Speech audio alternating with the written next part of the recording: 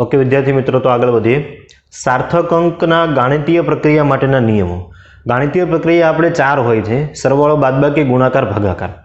જ્યારે તમે કોઈ એક્સપેરિમેન્ટ કરી રહ્યા હો ત્યારે મે બી એવું પોસિબલ છે કે તમારે જે ભૌતિક રાશિ શોધવાની છે એ શોધવા માટે બીજી બે કે ત્રણ ભૌતિક રાશિનું મેઝરમેન્ટ કરવું પડે. બહુ સિમ્પલ વાત છે. દાખલા તરીકે તમે ફોર્સનું મેઝરમેન્ટ કરી રહ્યા છો તો ફોર્સ મેજર કરવા માટે તમારી પાસે બીજી બે ભૌતિક રાશિના માપન હોવા જોઈએ: માસ અને એક્સેલરેશન, દળ અને પ્રવેગ. તો ધારો કે દળ તમને કંઈક મેજર કરો છો તો એ તમને મળે છે ધારો કે 1.2 કિલોગ્રામ, અને એક્સેલરેશન ધારો કે તમને મળે છે 3.24 મીટર પર સેકન્ડ સ્ક્વેર. તો હવે જે અંતિમ આપણે બળનું સૂત્ર લખીએ એમાં કેટલા સાર્થક અંક રાખવા જોઈએ? સેમ પ્રશ્ન છે એ વેગમાં હોઈ શકે. વેગ ઇઝ ઇક્વલ ટુ શું થઈ જશે? અંતર ભાગ્યા સમય. ધારો કે અંતર આપણે મેજર કરીએ છીએ એ આપણને મળે છે 3.2 મીટર, અને એના માટેનો આપણે સમયગાળો જોઈએ તો સમયગાળો ધારો કે આપણને મળે છે 1.22 સેકન્ડ. તો અગેન આનો આન્સર જે આપણને મળવાનો છે એ તો મે બી ઘણા બધા આંકડાઓ હશે પોઈન્ટ પછી. તો આપણે પોઈન્ટ પછી કેટલા આંકડાઓ રાખવા અથવા તો કેટલા આંકડાઓની સંખ્યા બનાવી એ ખબર કેવી રીતે પડે? તો એ ખબર પાડવા માટે આપણે એક સાર્થક અંકનું ગાણિતીય પ્રક્રિયા તમે જો કરો તો એનો જે આન્સર આવે છે એ આન્સરની અંદર તમારે કેટલા સાર્થક અંક રાખવા જોઈએ એના માટેના અમુક બેઝિક નિયમો છે. તો આપણે એ નિયમો ભણવાના છે.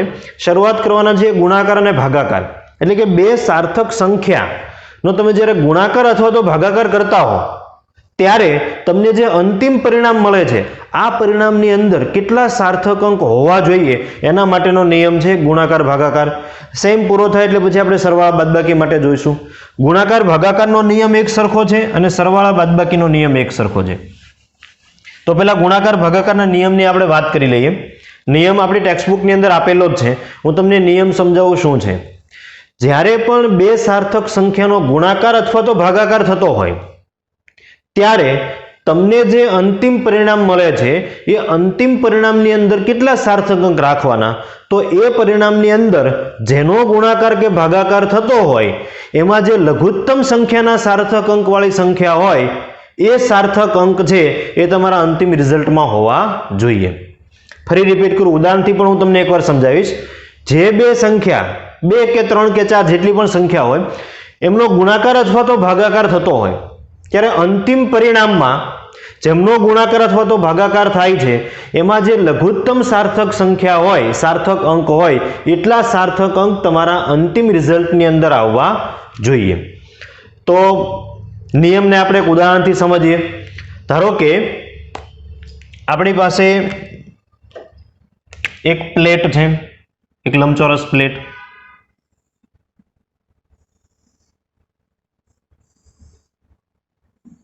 ધારો કે આ એક પ્રકારની લંબચોરસ પ્લેટ છે. તો આ પ્લેટના જે ડાયમેન્શન છે એ આપણને કંઈક આવી રીતે આપેલા છે: 4.23 સેન્ટીમીટર લંબાઈ છે અને પહોળાઈ છે 1.2 સેન્ટીમીટર.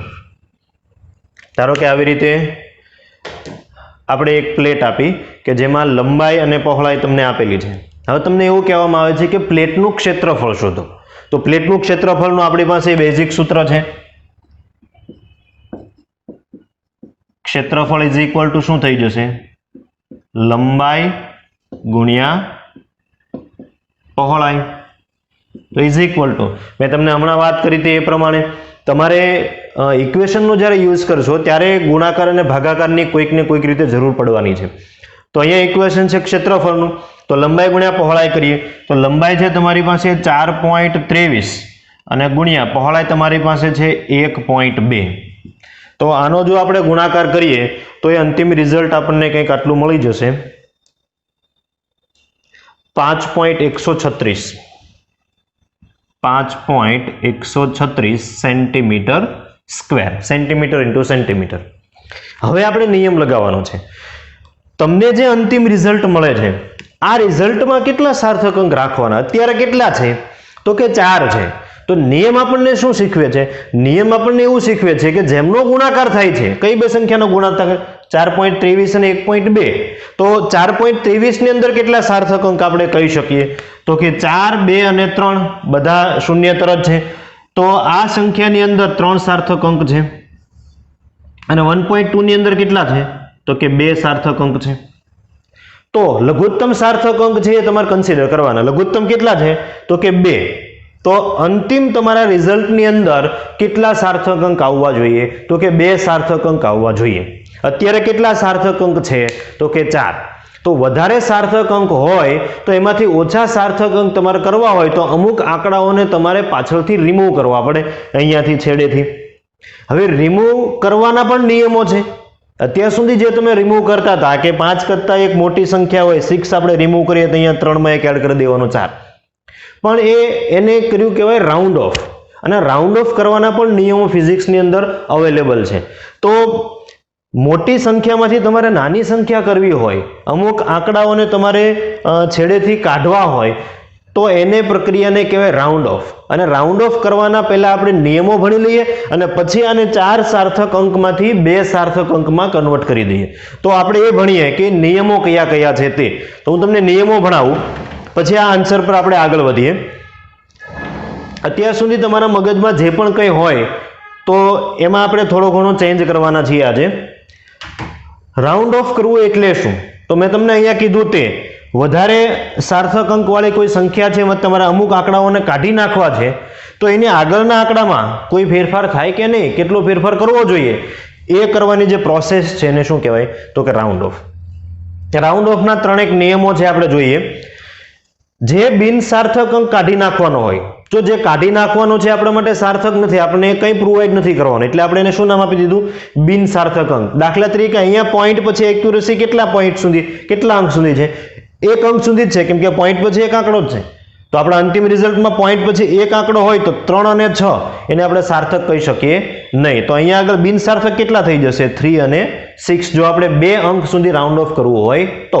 ધારો કે એને 3 અંક સુધી રાઉન્ડ ઓફ કરવાનું હોય તો બિનસાર્થક અંક કયો થઈ જાય? તો કે 6.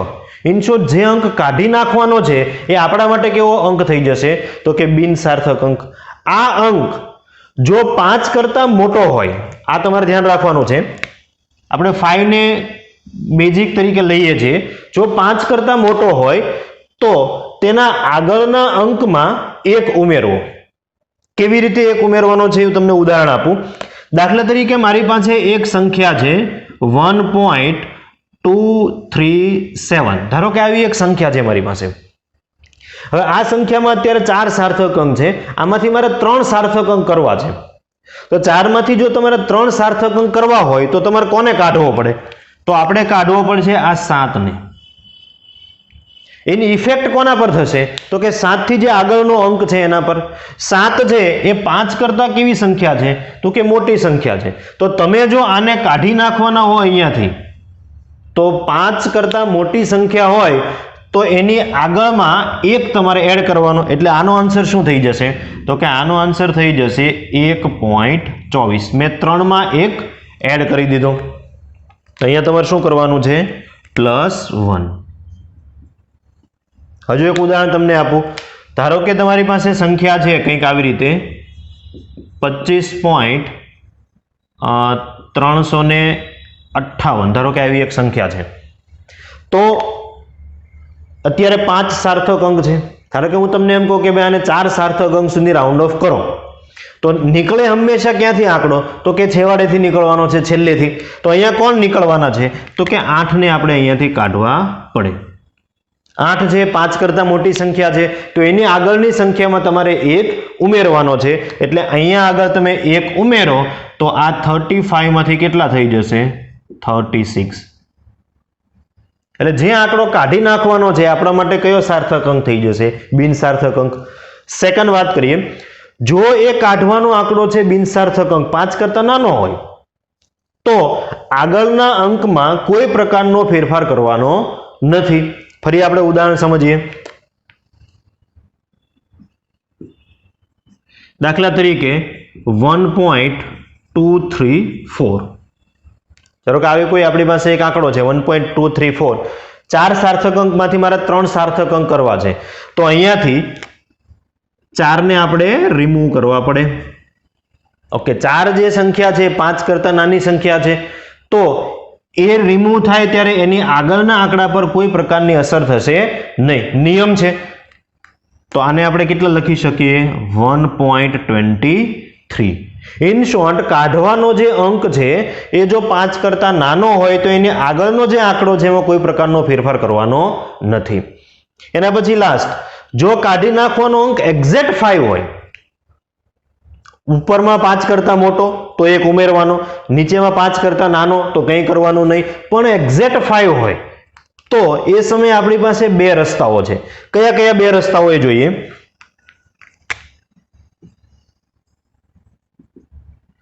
જે અંક કાઢી નાખવાનો છે એક્ઝેક્ટ 5 છે, તો જો 5 થી આગળનો અંક એકી હોય, એકી સંખ્યા હોય તો 1 ઉમેરવું. સમજી શકાય એવો નિયમ છે. દાખલા તરીકે મારી પાસે એક રીડિંગ છે 10.45, એકી સંખ્યા છે, તો આપણે અહીંયા લઈએ 75. ધારો કે મારી પાસે આવું કોઈ એક રીડિંગ છે 10.75. અત્યારે 4 સાર્થક અંક છે, એમાંથી મારે 3 બનાવવા છે.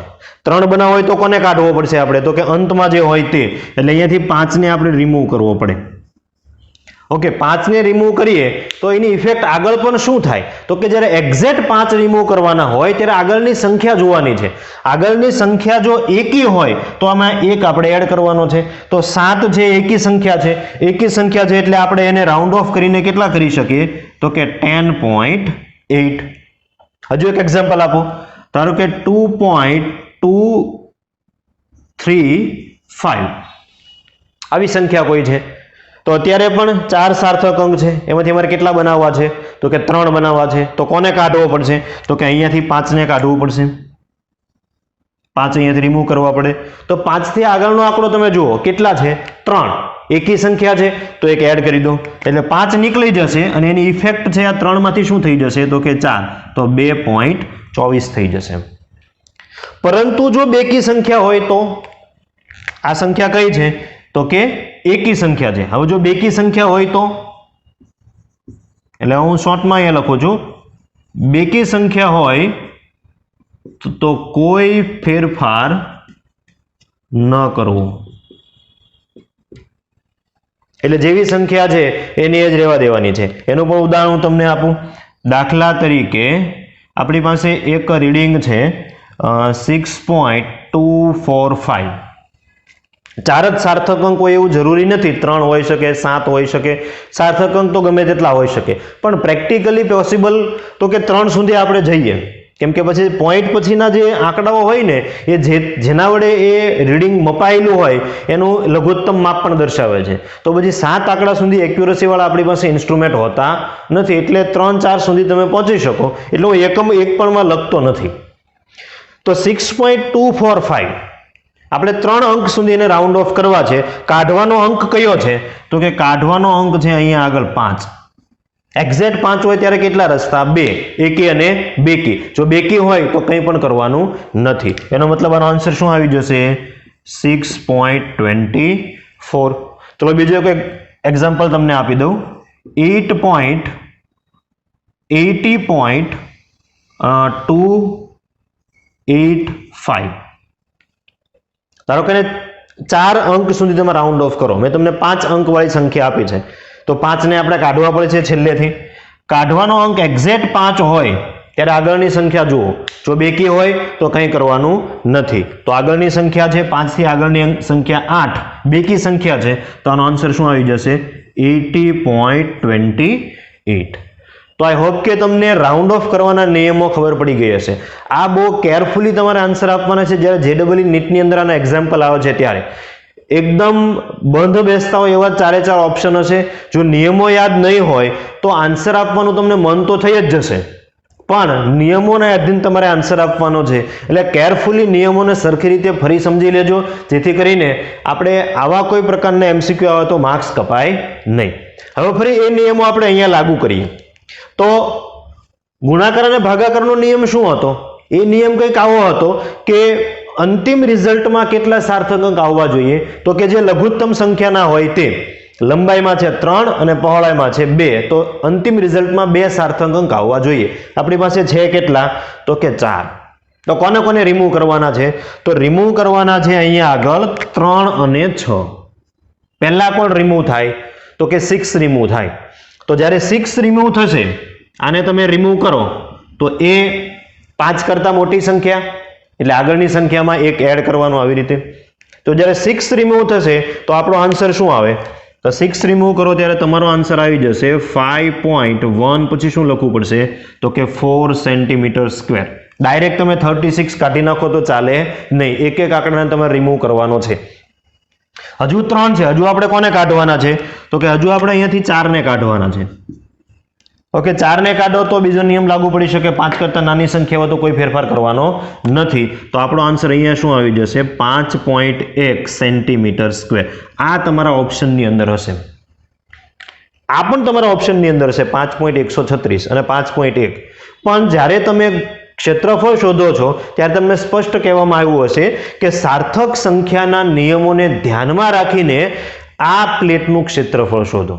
તો આન્સર આપણો 5.136 નહીં આવે, આપણો આન્સર શું આવી જશે? 5.1 સેન્ટીમીટર સ્ક્વેર.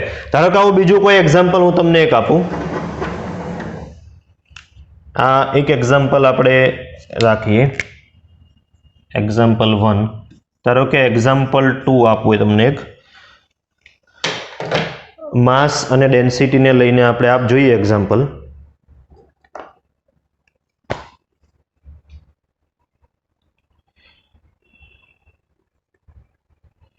ઓકે, ધારો કે માસ આપણી પાસે જે છે એ આપણને આપેલું છે 3.523 ગ્રામ, 3.523 ગ્રામ, અને વોલ્યુમ આપેલું છે 1.47 સેન્ટીમીટર ક્યુબ, અને આપણને એવું કહેવામાં આવ્યું છે કે ડેન્સિટી શોધો. મેં નોટિફિકેશન ફોર્મમાં અહીંયા રાખેલું છે. માસ દળ આપણને આપેલું છે, વોલ્યુમ આપણને કદ આપેલું છે, અને સાર્થક સંખ્યાને ધ્યાનમાં રાખીને શું ફાઇન્ડ કરવાનું છે? તો કે ડેન્સિટી ફાઇન્ડ કરવાની છે. હવે આપણે ડેન્સિટીનું સમીકરણ તો જાણીએ જ છીએ, ઘનતા ઇઝ ઇક્વલ ટુ દળ ભાગ્યા કદ. તો સોલ્યુશન વિચારીએ, રો ઇઝ ઇક્વલ ટુ શું થઈ જશે? m divide by v. m અને v ની આપણે કિંમત મૂકીએ તો m તમને આપેલા છે 3.523 અને વોલ્યુમ આપણી પાસે છે 1.47. ઓકે, આ બંનેનો ગુણોત્તર જો તમે મેળવો તો એ ગુણોત્તર આપણને મળી જશે 2.4296. એકમ હું લખી દઉં છું. અંશમાં છે દળ એટલે અંશમાં આવી જશે ગ્રામ, અને છેદમાં છે કદ, એકમ છે સેન્ટીમીટર ક્યુબ, તો આ થઈ જશે સેન્ટીમીટર ક્યુબ. ઓકે, હવે આપણે જોવાનું છે. તો અહીંયા આગળ તમે જુઓ, આપણો અંતિમ જે રિઝલ્ટ મળે છે એમાં 5 સાર્થક અંક છે. તો શું આ રિઝલ્ટ આપણે આન્સરમાં આપી દેવાનું? તો કે નહીં. આપણને એવું કીધું સાર્થક સંખ્યાને ધ્યાનમાં રાખીને તમે ડેન્સિટી શોધો, ઘનતા શોધો. તો હવે શું કરવાનું? તો કે પેલા બંને માસ અને વોલ્યુમમાં સાર્થક અંક શોધી લો. આમાં કેટલા સાર્થક અંક છે? તો કે 4, 3, 5, 2, 3, બધા નોન ઝીરો છે. આમાં કેટલા છે? તો કે 3. 2 માંથી ઓછા કયા? સંખ્યાનો એ ભાગાકાર થાય છે, તો ભાગાકારનો નિયમ શું છે? જે ઓછા હોય એ કન્સિડર કરવાના. કેટલા છે? 3. તો અંતિમ રિઝલ્ટમાં કેટલા આવવા જોઈએ? 3 સાર્થક અંક આવવા જોઈએ. તો કોને કોને કાઢવા પડશે અહીંયાથી? તો કે અહીંયાથી કાઢવા પડશે આપણે 9 અને 6 ને. તો ખૂબ સિમ્પલ વાત છે, 6 નીકળે એટલે 9 માંથી શું થઈ જશે? 10. 0 અહીંયા રહેશે, 1 ક્યાં જશે? તો કે 2 ને મળી જશે.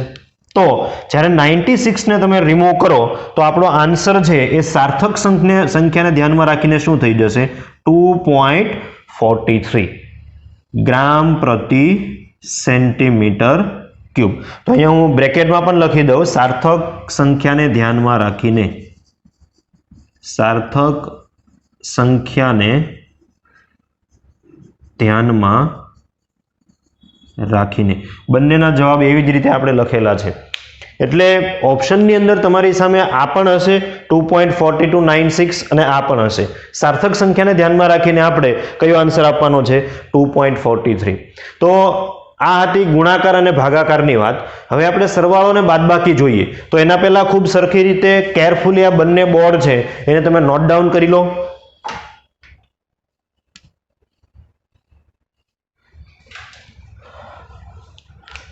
ઓકે વિદ્યાર્થી મિત્રો, તો આગળ આપણે જોયું ગુણાકાર અને ભાગાકાર માટે. એ જનરલી જ્યારે તમે ક્ષેત્રફળ અને કદ શોધતા હો ત્યારે તમને એ નિયમ વધારે ઉપયોગમાં આવશે. બીજી એક વસ્તુ ખાસ ધ્યાનમાં રાખવાની છે, જે ઇન્ટરમીડિયેટ ઓપરેશન હોય એટલે તમારો આન્સર પહેલાં તમારે કંઈક ગણતરી કરવી પડે તેમ છે, તો ત્યાં આગળ તમારે સાર્થક અંકના નિયમોને લાગુ કરવાના નથી. અંતિમ જે રિઝલ્ટ મળે એમાં જ તમારે સાર્થક અંકના નિયમોને લાગુ કરવાના છે. બરાબર, એક ઉદાહરણ દ્વારા પણ આપણે સમજીશું. પહેલાં આપણે ભણી લઈએ સરવાળો અને બાદબાકી માટે શું છે તે. તો જ્યારે બે સાર્થક સંખ્યાનો સરવાળો થતો હોય ત્યારે અંતિમ રિઝલ્ટમાં આપણે કેટલા સાર્થક અંક રાખવા? તો અહીંયા આગળ નિયમ એવો છે કે જેમનો સરવાળો થતો હોય એમાં દશાંશ ચિહ્ન એટલે કે પોઈન્ટ પછી જે આંકડા લઘુત્તમ હોય એટલા લઘુત્તમ આંકડા તમારા પરિણામમાં આવવા જોઈએ. નિયમને આપણે એક્ઝામ્પલ દ્વારા સમજીએ તો વધારે તમને સમજ પડશે. આપણે એક ઉદાહરણ લઈએ. ધારો કે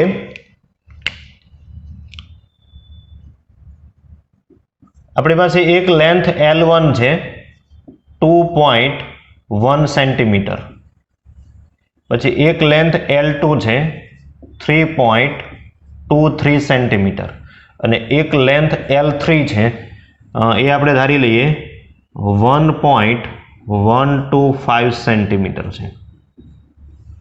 ઓકે, આવી કોઈ ત્રણ લંબાઈ છે અને તમને પ્રશ્ન એવો કરવામાં આવ્યો છે તો કુલ લંબાઈ કેટલી થશે? તમે એવું ધારી શકો કે આ ત્રણ અલગ અલગ લંબાઈ ધરાવતા આવી રીતે ત્રણ સળિયાઓ છે, ત્રણે ત્રણ સળિયાને જો આવી રીતે જોડી દેવામાં આવે તો જે અંતિમ સંપૂર્ણ સળિયો મળે છે એની લંબાઈ સાર્થક સંખ્યાને ધ્યાનમાં રાખીને કેટલી થશે?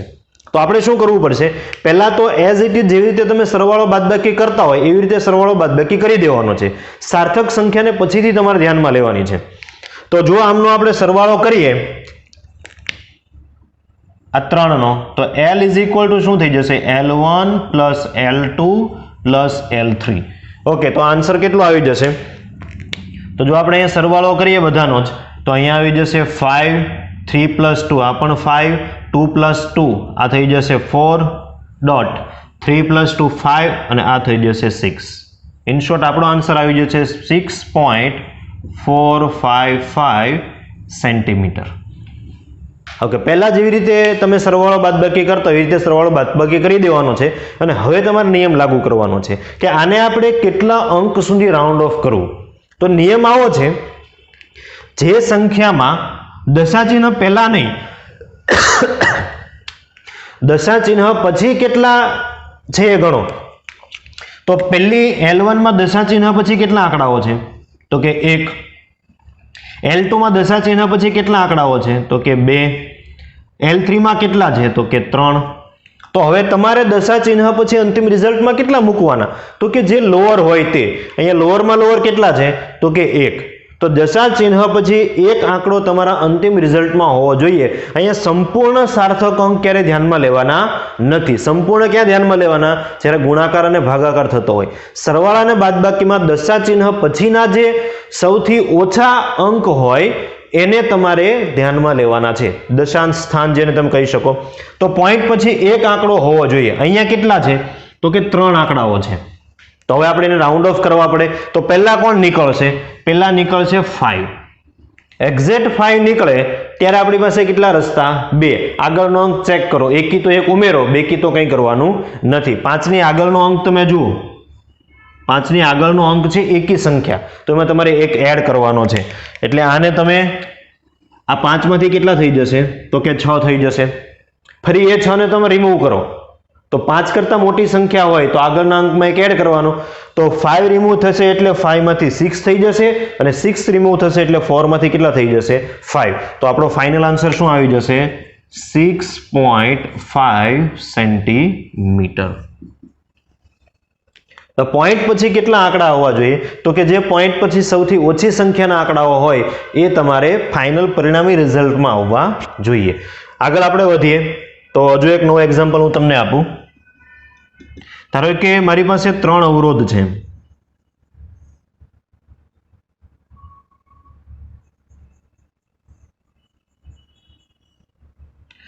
ઓકે, આ 3 અવરોધના આપણે મૂલ્યો કંઈક આવી રીતે લઈએ.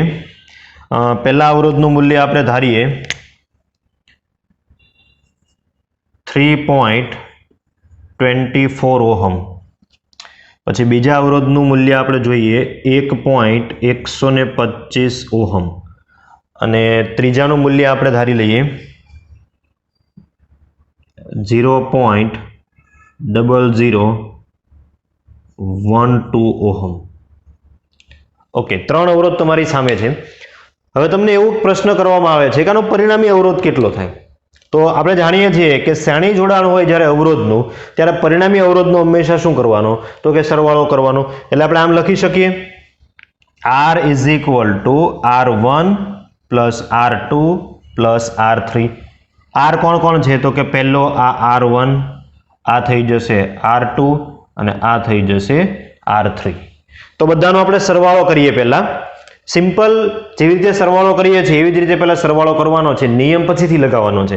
તો આપણે 4 નો સરવાળો કરીએ તો આ થઈ જશે 0.0012, પછી આ થઈ જશે 1.125 અને આ થઈ જશે 3.24. ઓકે, સરવાળો કરીએ તો 2, 5 + 1 6, 4 + 2 6, 2 + 1 3, 3 + 1 4. તો આપણો ફાઇનલ આન્સર અહીંયા શું આવી જશે, બધાનો તમે સરવાળો કરી દો તો ફાઇનલ આન્સર મળે 4.3662 ઓહમ. એકમ લખવાનો ભૂલવાનો નથી. ઓકે, હવે આમાં કેટલા પોઈન્ટ પછી આપણે કેટલા અંકને ધ્યાનમાં રાખવાના, તો જેમનો તમે સરવાળો કર્યો છે એ બધામાં પોઈન્ટ પછી તમે દશાંશ સ્થાન ગણો.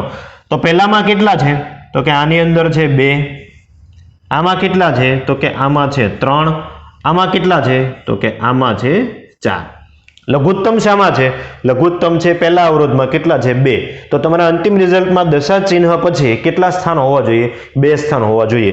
તો આપણે રાઉન્ડ ઓફ કરવા માટે કોને કોને કાઢવા પડશે, 2 અને 6. 2 નીકળે જ્યારે ત્યારે એની અસર 6 પર થશે નહીં, કેમ કે 2 5 કરતા નાની સંખ્યા છે એટલે 2 નીકળી ગઈ.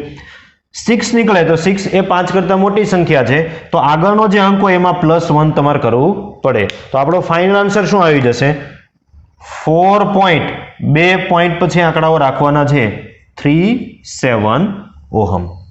તો આવી સિમ્પલ રીતે તમે સરવાળો અને બાદબાકી છે એ કરી શકો સાર્થક સંખ્યાને ધ્યાનમાં રાખીને. ખૂબ સરળ નિયમ છે, નોટ ડાઉન કરી લો પછી આપણે આગળ વધીએ.